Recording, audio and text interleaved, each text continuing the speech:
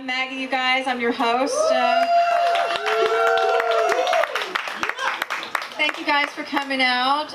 We love being up here in Santa Barbara. It's such a beautiful night. Sometimes when I'm here, I'm like so impressed with you guys. It's like cold and raining and everybody's still watching the comedy. Sometimes I feel like there's a Patagonia convention going on that nobody told me about. Okay, you guys. For those of you who don't know me, I am a single mom. Yeah.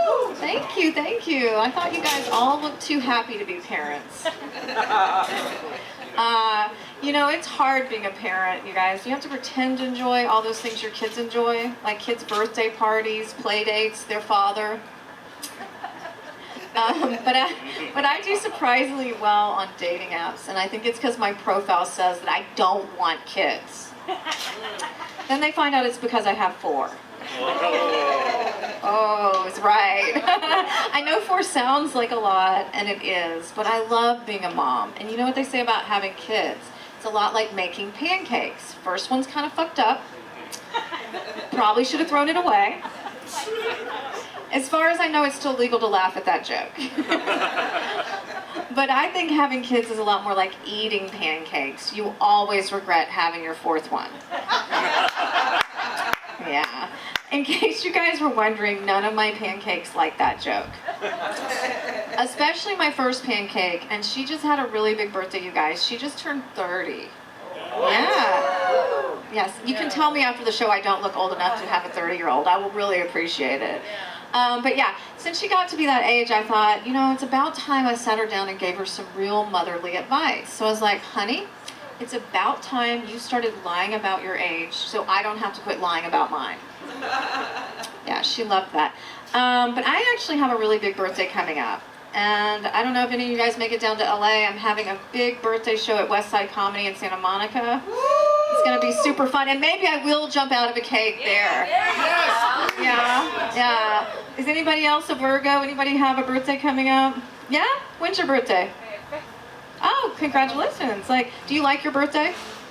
Yeah, I do too. Some people don't, but I feel like I'm still young, I'm still vibrant, I'm still dating 26-year-olds.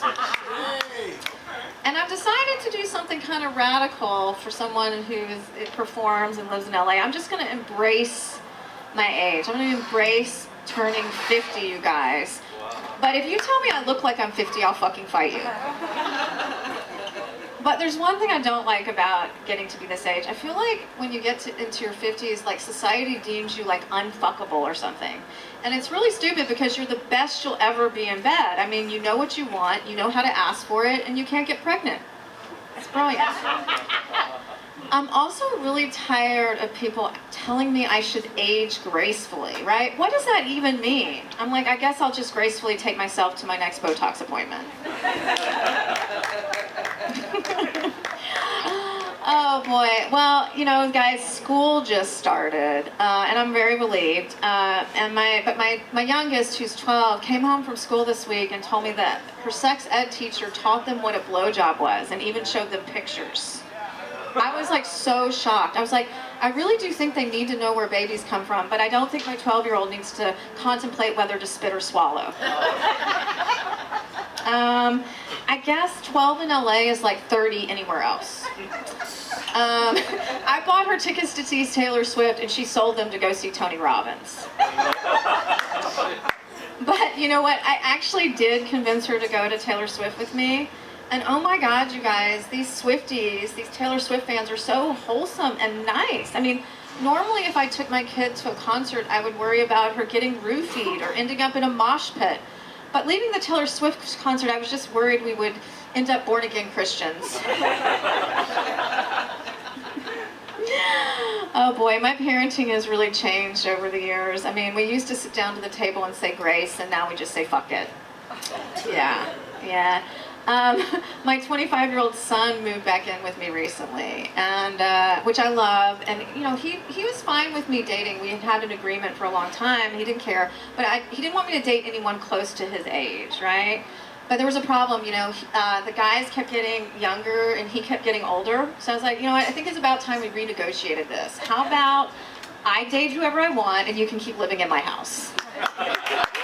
Yeah. But we actually are really close, and he really confides in me, which is really nice. And the other day we were talking. He's like, "Mom, every girl I've ever been with has asked me to choke her," and I was like shocked. And I told one of my girlfriends, and she was like, "Did you tell him that was okay?" And I was like, "The choking part or the telling me about it part?" Yeah. Has anybody followed? It's a little old now, but this Sarah Brady, Jonah Hill stuff about him weaponizing therapy speak. Do you guys know about this? A little bit?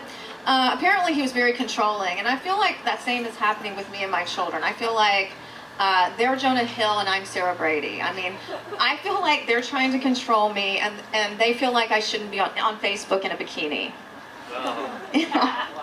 I also feel like my kids really overuse the word trauma, And the other day, my 12-year-old, I said to her, "Sadie, you're not traumatized because I won't take you to Starbucks. You're traumatized because your parents are divorced." Yeah, that's right, you guys. I've been married twice. It turns out you can actually get worse at something. Yes, yeah, for real. But divorce is not so bad. I mean, my girlfriends and I talk about something we call the divorce diet. When one of us gets divorced, we lose 10 pounds, we look and feel so much better. But I don't think the same is true for guys, because I don't think they get the same emotional support from their guy friends. I mean, I can't see guys sitting around being like, "Bro, she was totally dimming your light. Let's go on a cleanse and take a pole dancing class." Dude, it is so empowering. Yeah, I can't see that. I don't know about you guys, but I have been obsessed with cult documentaries lately. And they are all over. I mean, has anybody watched Holy Hell or the Scientology ones? Anyway, I think I'm obsessed with them because a couple of years ago I was in a self-help group, and then I realized it was a cult. It actually started up here in Santa Barbara, you guys, so watch out. This cult was from here. It's called Access Consciousness. If any of you guys need to be deprogrammed, you can see me after the show. But in my defense, I was at a very low point in my life. It's called a sexless marriage. And I had just gotten bangs. Yeah. Yeah. And people always ask me, they really want like the nitty-gritty dirty details, and they always want to know if there's like lots of sex in this cult, and I'm like, no. And like, if I was going to waste a couple of years of my life, I really think I should have gotten laid, right? So there was nothing sexually perverse, but the cult I was in did engage in excruciatingly long hugs, to the point I was like, just put it in already. But you know what? There are cults all around us, you guys. A girlfriend of mine just joined a group, and she gives them money once a month. She does back-breaking work, and she even recruits her friends. And I was like, "Babe, you're in a cult." And she's like, "Maggie, it's CrossFit." Yeah. Speaking of cults, I am not just a mom, I'm also a dog mom. Any crazy dog people here? Yeah. Have you had a dog birthday party? Yep. Yes? Oh, well, I haven't done that yet. But you know what? I did give my Chihuahua a quinceañera. As her adopted mom, I felt like I had to honor her heritage. Yeah, I do think, though, that my boyfriend is jealous of my dogs, because I home cook their meals, they sleep in my bed, and I actually love them. Yeah. But you know what, you guys? I don't just have dogs. I have 3 dogs and 3 cats, which means I kind of have a zoo. That's why I don't need a husband. I just have a hot veterinarian who wishes I would stop texting him at 2 in the morning. Yeah. But you know what? The dogs are in the pictures too, you know. You're picturing that selfie, right?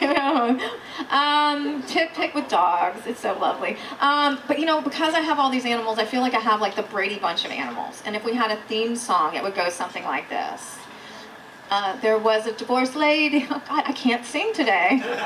There was a story about a divorced lady who was bringing up 3 very cuddly dogs. All of them were little bitches like their mother. The youngest one a cunt. Till the one day when this lady met 3 kittens who were living out on the streets all by themselves. Now they're all sleeping in her bed together, and that's the way her sex life came right to a halt. It's all their fault. It's all their fault. Thank you guys. I am just one bad day away from buying a dog stroller.